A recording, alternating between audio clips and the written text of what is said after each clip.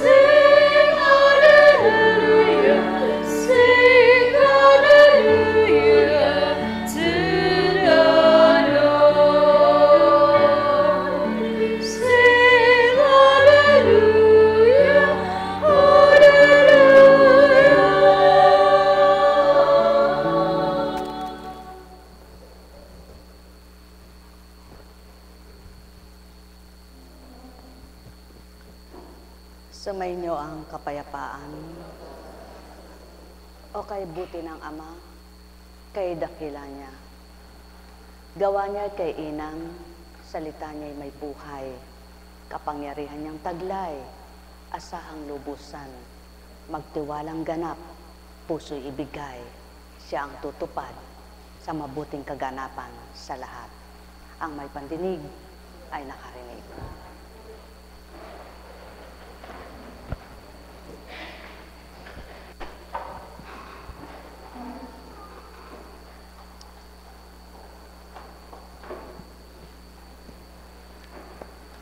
Maliwanag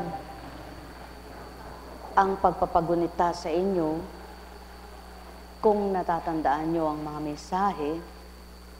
May minisahe ng iba't ibang kaganapan, may magaganap sa iba't ibang bansa. At ito na nga po yan. Subalit maliwanag din ang nakatala sa banal na aklat, kahit ano pang marinig mong ingay, kahit anumang balita, hindi ka masisindak kung ika'y nasa panig ng Panginoon. Buhay ba ang Ama? Sapagkat maliwanag na sinabi, siyang buhay, siyang daan ng katotohanan at kaligtasan.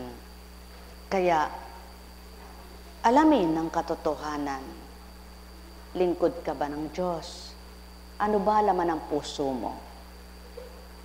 Sumusunod ka ba sa Kanya? Anong naiba sa isip mo?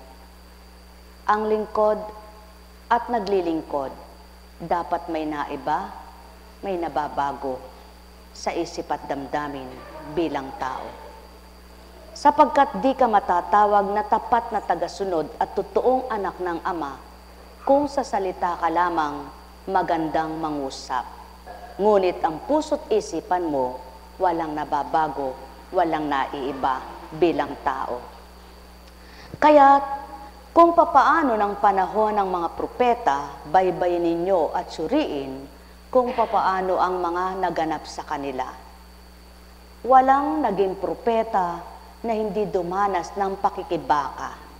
Subalit sa kanilang pakikipagtotohanan sa amang tinanggap nila, kailan may di sila napahamak. Inuuyam, kinukutya, inahamak, pinararatangan, pinagbibintangan, hinuhusgahan, tinutuya, yaon ang tinatawag na pang-uuyam, subalit napagtagumpayan nila ang hamon sa kanila. Inyong baybayin at basahin ang panahon ni Ezekias, panahon ni Jeremias, panahon ni Job, panahon ng mga ninunong nauna. At wala ngang makapaglilingkod na hindi nga binabago at mababago ang pag-iisip sapagkat bilang tao, susuko at maghihinawa ka.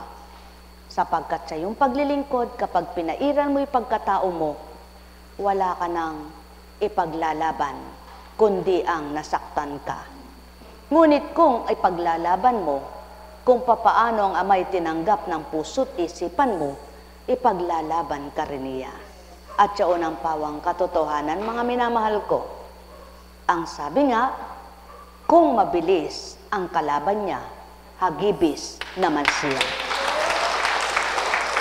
At siya nang lagi niyong tatandaan. Ano ba ang sinabing hagibis at mabilis? Tulad ng kidlat, pagda kay nakaguguhit, hindi mo alam kung saan tumama at di mo alam kung saan nagmula. Ganyan ang hiwaga at kapangyarihan ng Ama. Pinahihintulutan man niyang may matupad at maganap upang ipatuto lamang niya ang salita niya sa Biblia ay hindi nagkakabula. Pinatutupad at pinagaganap lamang niyang mga kaganapan sa ibabaw ng lupa upang patutuhanan libong taon man ang lumipas, ang salita niya ay hindi nagkakabula. Pinatutupad lamang ang mga katagang salitang yaong binigkas na hindi taong pinagmulan kundi siya mismo upang mapatutuhanan, hindi kukupas, hindi lilipas at di nagkakabula ang kanyang salita. Kaya nga sinabi niya, ako'y nananawagan sa timog kanluran, sa hilag at silangan. At sa apat na sulok na yaan, ang sinumang kikilala sa akin, di ko pababayaan kailanman. Inyong pagnilayan ang lahat ng aral, at ang lahat ng aral ay magbibigay buhay sa inyo. Inyong tantuin ang bawat nagaganap, at ang kaganapang yaan ay inyong pagnilayan.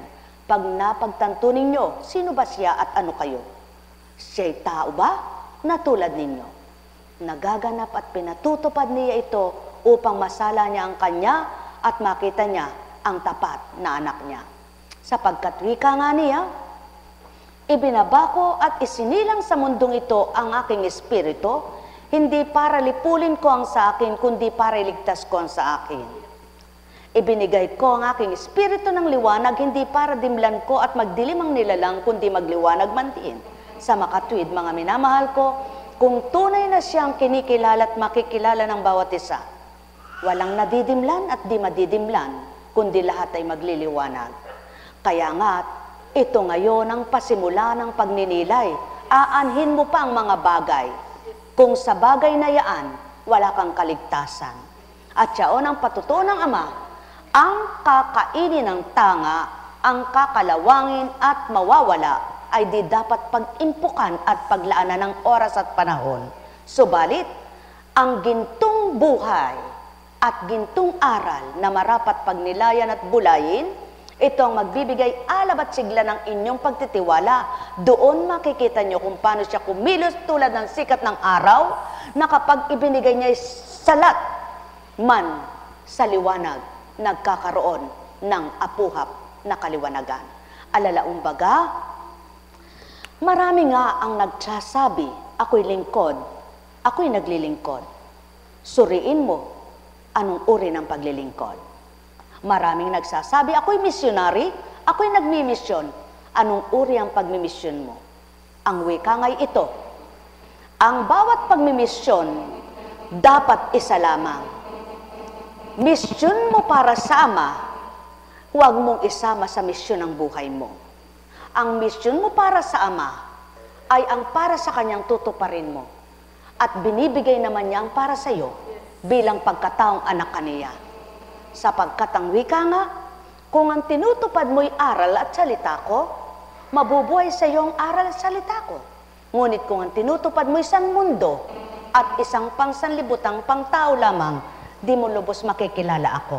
Kaya nga, dalawang panig man ang nagaganap sa buhay ng tao, isang makasalanan at isang kabutihan, isang liwanag at isang dilim, alam ng Ama ang sa Kanya. Kaya nga ang wika, sumainyo ang kapayapaan at patuloy niyong mithiin, kayo'y pagharian ng magliwanag at kayo'y mapuspos na lubos. Mga minamahal ko, ang wika nga ay maliwanag. Hindi kayo maaring mag-impo ng sabay sa inyong kaliligtas at sa inyong kayamanang panglupa. Kaya nga't mananaig ang isa at mangingibabaw ang isa at tatalikdat iiwanan niyo ang isa. Kaya nga't maliwanag ang patotoo at katotohanan. Ang sumasa akin, nagliliwanag ang buhay. Sumayinyong kapayapaan, mga minamahal ko. Matutupad at magaganap ang nakatala. Nag-imbak ka, nag-impok ka ng para sa lupa, ipakikita ko kung anong tinupad mo't ginawa. Subalit kung inimbak mo't tinipon ay para sa iyo at sa akin, kapiling mo ako't kasakasama, sapagkat kaisa kita at kasama mo kahit saan ka. Yaw ng aking espiritu na kung sumasayo, maliwanag ang isip mo. Nekkarameneyahanam, nekkarameneyahanam, nekkarameneyahanam. Alalaong baga, mga minamahal ko, binuhay ng Ama at pinahintulutan niyang magkasama ang dilim at liwanag sa ibabaw ng mundo. Ngunit at pasubali, alam niyang nasa liwanag, alam niyang nasa dilim.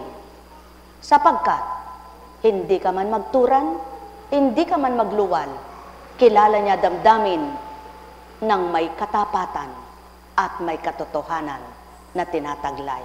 Kaya nga't magalak kayo at magpuri sa inyong damdamin at kaisipan ay siya. Ngunit, kung naglalaban ito, anong espiritu meron kayo? Pagharian kayo.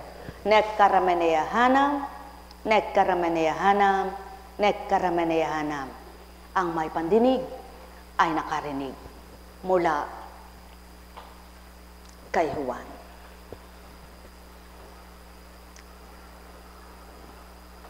Huwag kayong mabalisa, manalig kayo sa Diyos at manalig din kayo sa akin.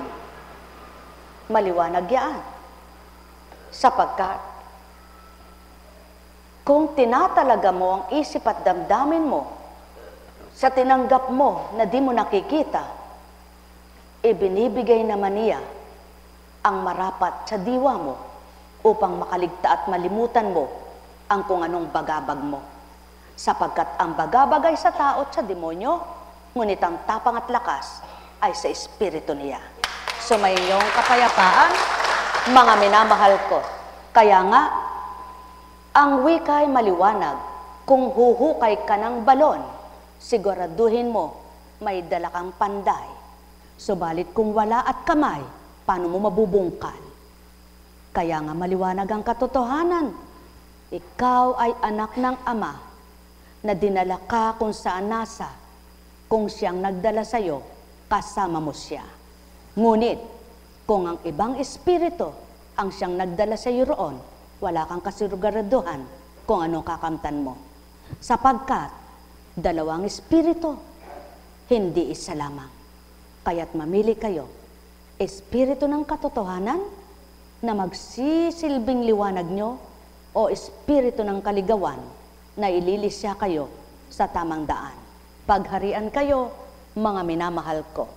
Eto na ang panahon at takda ng panahon para pagnilayan ng tao. Sino tinatawagan niya? Sino ang kinikilala niya? Kapwa ba niya? O ang di niya nakikita? Salita ba ng Ama o salita ng kapwa niya? Gawa ba ng Ama o gawa ng kalaban niya? Ang may pandinig ay nakarinig. Nek karameneyahanam, nek karameneyahanam, nek karameneyahanam. May mga taong nagpapalagay kapag ginawa ang gayon at ginawa ito, kinalulugdan na ng Ama, natutuwa na ang Ama.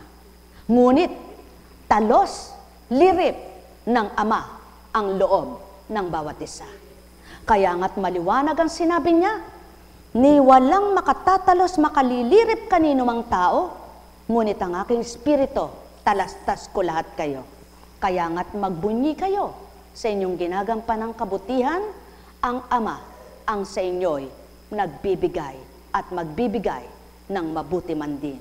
Kaya nga ang wika, dalawang pintuan ang papasukan nyo, gaano man ito katibay at anuman ang pagkakasarado, alalahanin nyo ang pintuang saradong napasok ng Kristo.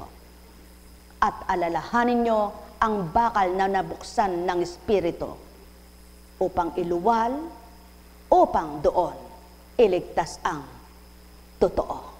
Kung magkagayon, hindi nagkabula ang aral at salita sa dakong kung saan hindi kinikilala ang Kristo, nagkakagulo ang mga tao. Subalit, may takda ang lahat, sapagkat maliwanag ang tinuran. Sa buong mundo'y kikilalanin ang anak ko, at kikilalanin din ako ng kumikilala na anak ko. At siyaon ang pawang katotohanan, kaya't huwag na kayong magtaka at di kataka-taka, sapagkat timbangan man umaalsa't naglilibel ng pantay kung tama ang tinitimbang. Ngunit kung hindi, ito'y hindi mo mapapatag. Kaya nga, ito ngayon ang timbangan ninyo, na kung di nyo man masaksihan ng inyong mga mata, kayong mga tapat, makikilala nyo ang tinuturan ko, hindi tao pinagmulan. Ang may pandinig ay nakarinig. Mahal na mahal ko kayo. Tuwiran kong tinuturan, paano matutupad at magaganap? Ang kapag niliglig mo ang bistay, bubukod ang ipa, at ang matimyas, malalaglag ang binlin. Kung magkagayon, 3 partisyon kayo tao. Isang kaligtasan, isang kapahamakan, at isang huhukuman pa kung saan ka nararapat. Ang isang huhukuman kung saan ka marapat, ikaw na taong buhay dito sa lupa. At ang nakhukuman na kung saan ka na nararapat nang ika'y pumanaw na. Kaya kayo, magbulay, magtanto, magnilay. Saan talino ito at sino pinagmulan? Kaya nga't kung kayo'y nasa katotohanan, ang may pandinig ay nakarinig. Patotoo lamang na di ko kayo liligaw at di kayo maliligaw kung batid ninyo at nasa ninyo ang tanggapin ay di nyo nakikita, ngunit nakikita kayo tao. Nek karameneyahanam, nek karameneyahanam, nek karameneyahanam. Tandaan ninyo, magaganap at magaganap kung saan dako at mga dako, kung anong katuparan at kaganapan noon sa Ninibet, Babylonia, sapagkat ang mundo ay mundo, ngunit ang espiritu ay di tao. Mahal na mahal ko kayo. Kaya nga't ang nagdudumali at nagmamadali sa pagbabago, hindi niya ipagpapalit ang yaman sa mundo. Bagkos, mimithiin niyang simpleng mamuhay, ngunit may saya at galak puso nito. Sa kabila man ang wala siyang pangarap ni ano, ngunit kailan may di naman siya, kukulangin sa susubuan ng bibig para mabusog ang tiyan, sapagkat minithi niya'y mabuhay siya ng marangal at minithi ko namang buhayin siya ng patag. Nek karameneyahanam, nek karameneyahanam, nek karameneyahanam. Kaya't doon na matutupad at magaganap ang magaganap na salita. Panginoon, naglingkod ako, nanggamot ako, nangaral ako, saan dakot ano sino ang pinaglingkuran mo. Itutugong maliwanag, umalis ka sa harapan ko, kailan may di mo ako nakilala, sapagkat ginawa mo lamang akong palipasan ng oras mo at upang sa kapakinabangan mo, sambitin ang pangalan ko. Ngunit sa katotohanan, wala ako sa puso mo. Hatcha karameleya handa, holeya karameneya, nek karameneya hanam, nek karameneya hanam, nek karameneya hanam. Buhay po ba ang Ama? Tapat po ba ang Diyos? Diyan na ngayon masusukat ang karunungang alam ng tao. Mga bumaybay ng unang tipan at nagsasabuhay daw sa unang tipan. Mga bumaybay sa bagong tipan at nagsasabuhay daw sa bagong tipan. Ang unang tipan at bagong tipan ay isa pinagmulan, sapagkat ang nakipagtipanan ay isa lamang at buong panahon, iisa lang ang makikipagtipan na totoo kanino man. Nek karameneyahanam, nek karameneyahanam, nek karameneyahanam. Kaya nga, umuugong man ang karagatan, umiihip man ang hangin, walang makatatalos ni sino man. Subalit, ang lumikha sa daigdigan, kahit sa nagmulang hangin ay alam, kahit anong ugong ng dagat ay batid, kaya't ikaw tao, alamin mo ang katotohanan at ang liwanag ay sasayo. Nek karameneyahanam, nek karameneyahanam, nek karameneyahanam. Ano ang kaligtasan sa binaybay mo ang banal na kasulatan, ngunit di ka nagsabuhay? Ano ang karunungan na napalamot na kamtan kung sanlibutan ng iyong kaalaman? Subalit, kung di ka man nag-aral at wala kang kaalaman, ngunit natutunan mong alamin ang katotohanan, amang sayo'y magbibigay ng silbi ng buhay. Ang may pandinig ay nakarinig. Hindi masama ang mag-impok kayo't maghangal. Ngunit at pasubali, kung sa pag-iimpok nyo'y nalilisya kayo sa katotohanan, di ninyo yan madadalat, di ninyo'y kaliligtas, bagkus ikapapahamak ng hidhid sa laman at bagay. Nek karameneyahanam, nek karameneyahanam, nek karameneyahanam. Sumayinyong kapayapaan, pagharian kayong tuwiran, matutupad magaganap, lahat ng naitala sa banal na aklat.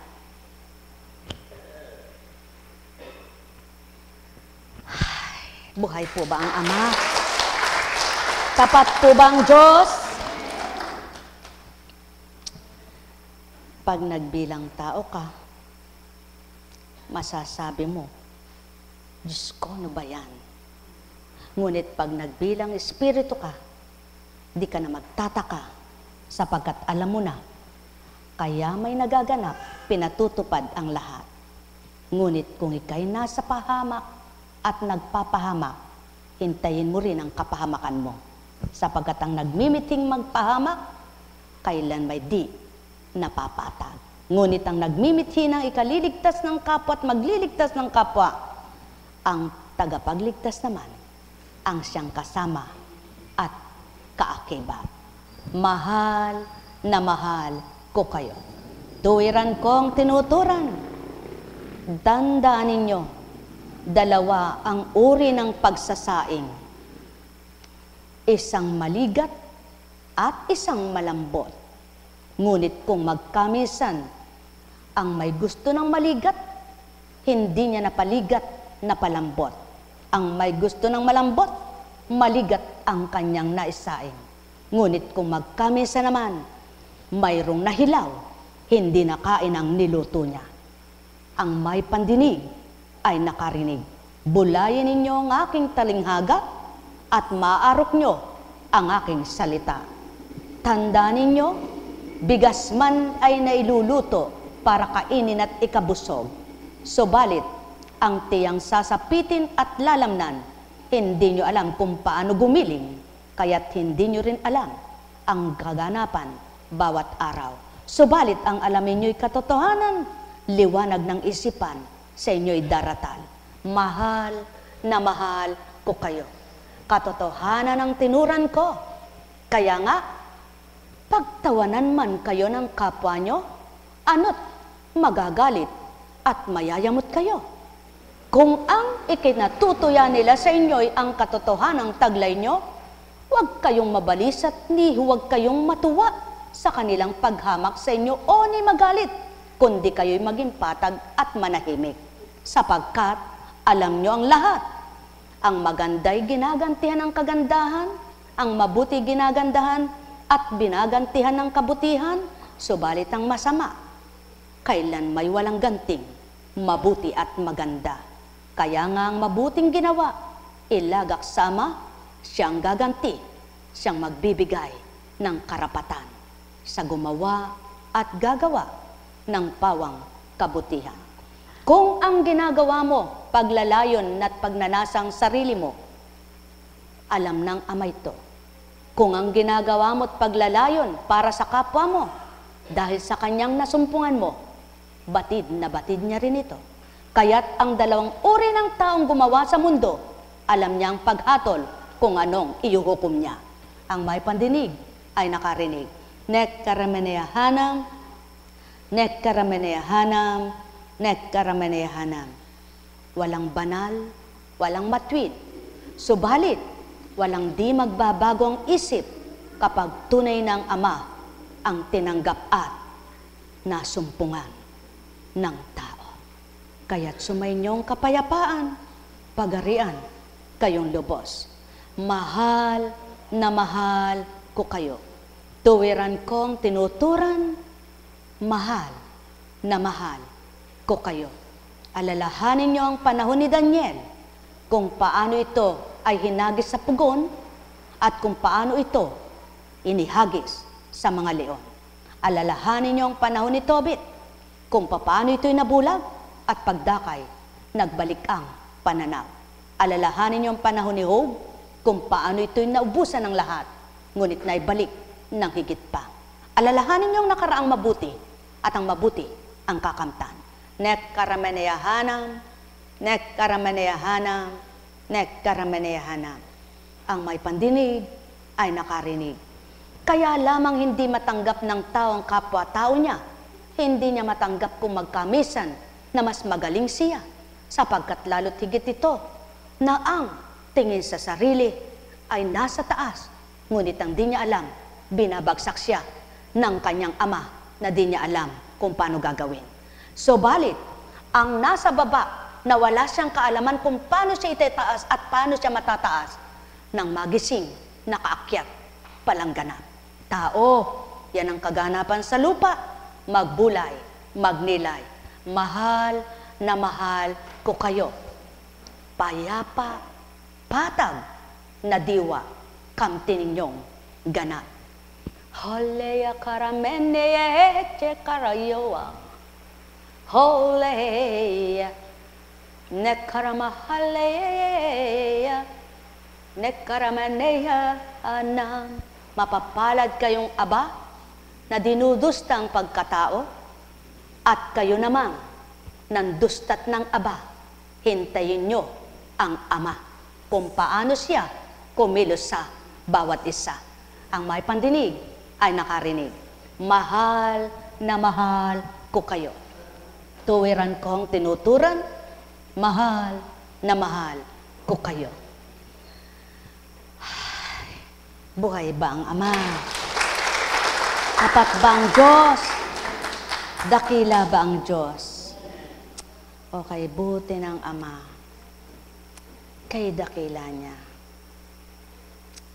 Paano nga ba ang buhay mula sa Roma? Ano ngayon ang sasabihin natin? Patuloy ba tayong magkakasala upang sumagana sa atin ang kagandahang loob ng Diyos? Hindi. Tayo'y patay na sa kasalanan, kaya't hindi na tayo dapat mamuhay sa pagkakasala.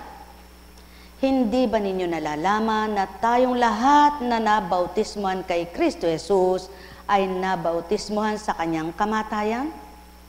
Sa makatwid, tayo'y namatay at nalibing na kasama niya sa pamamagitan ng bautismo upang kung paanong binuhay na muli si Kristo sa pamamagitan ng dakilang kapangyarihan ng Ama, tayo na may mabuhay sa isang bagong pamumuhay.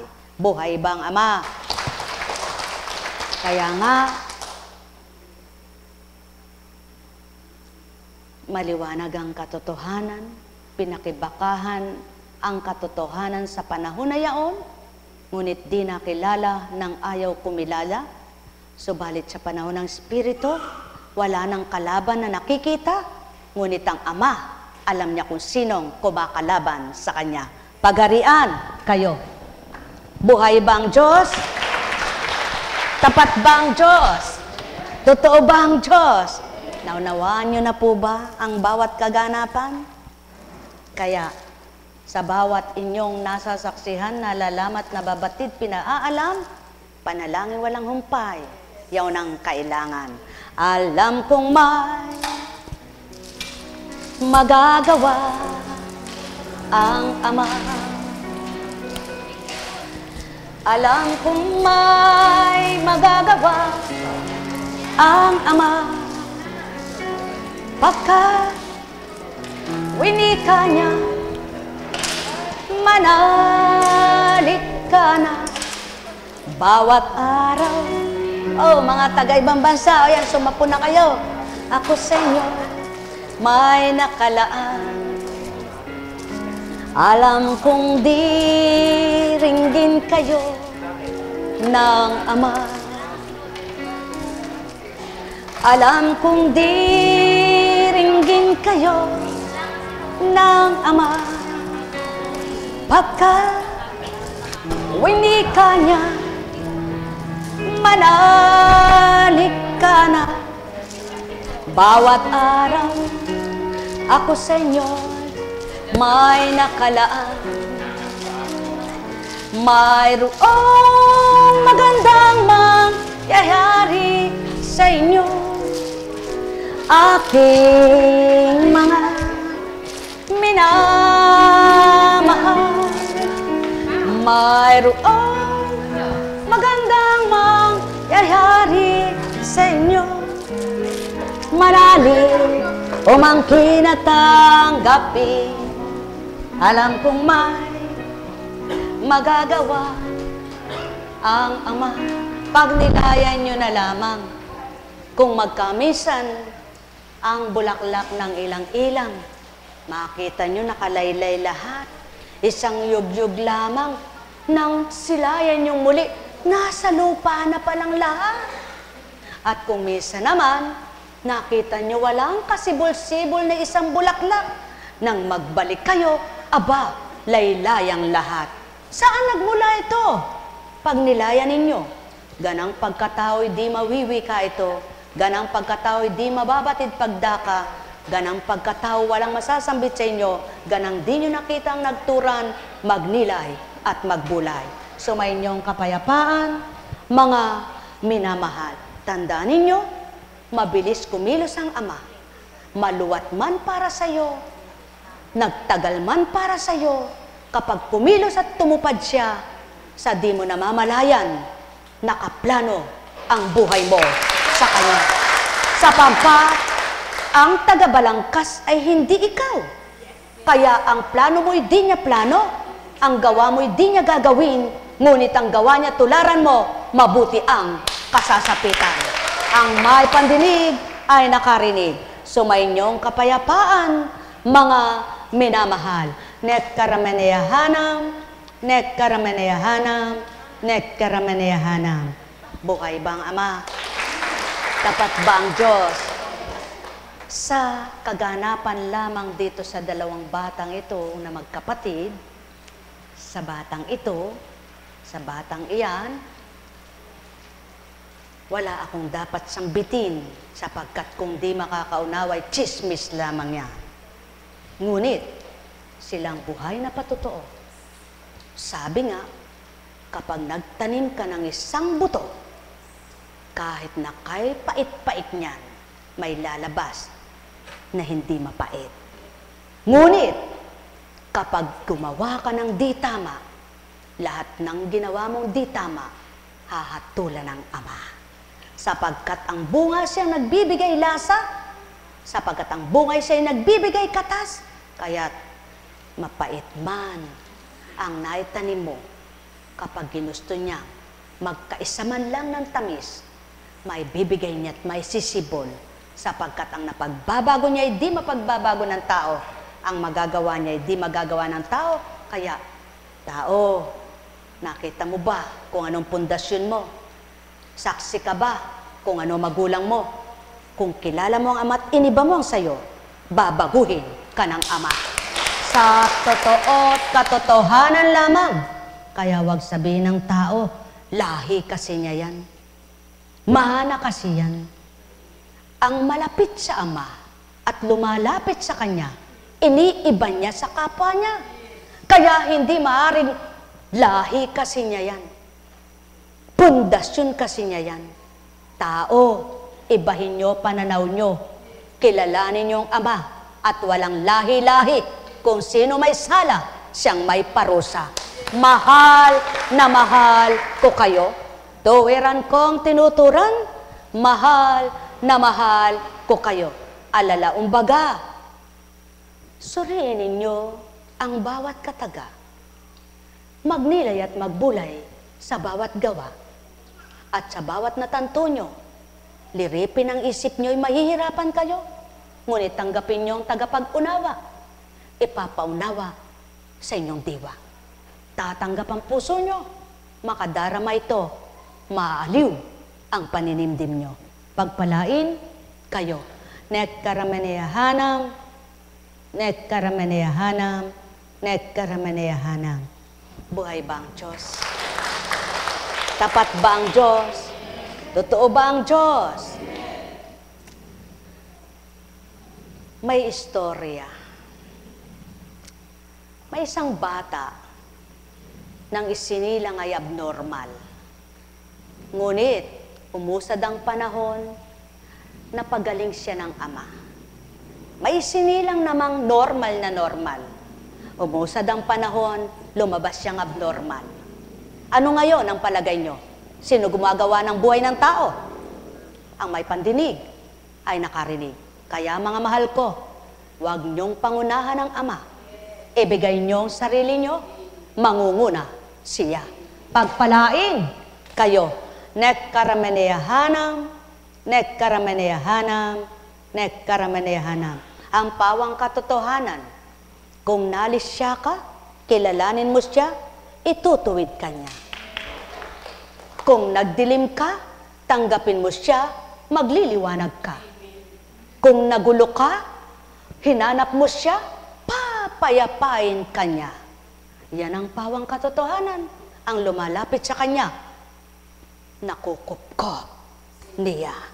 Kaya mga mahal ko, pakupkup kayo sa hindi matitibag, mabubuwag, at mawawasak. Huwag kayong pakupkup sa sarili niyong diwa't kalooban nang di kayo mga warak. Mahal na mahal ko kayo.